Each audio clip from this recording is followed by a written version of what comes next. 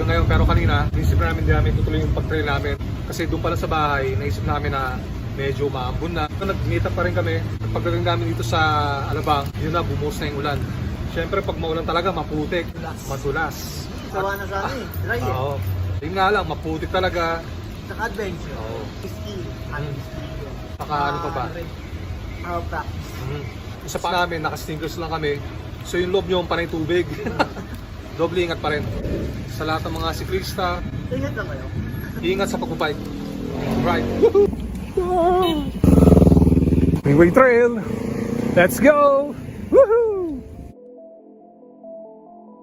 Delikado.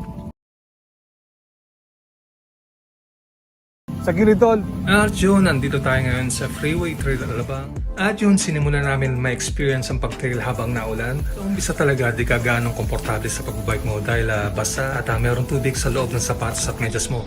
Pati underwear mo basa.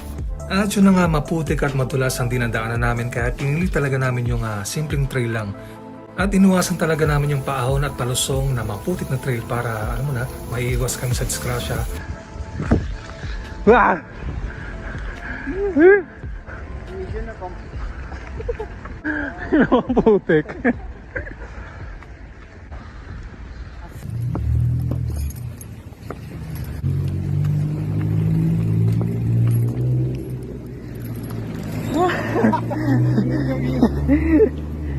Wala na. Ano mga tol, hanggang dito na lang video. Maraming salamat sa panood. Ingat sa pagbike. Peace out. Woohoo! Nabitin tayo doon.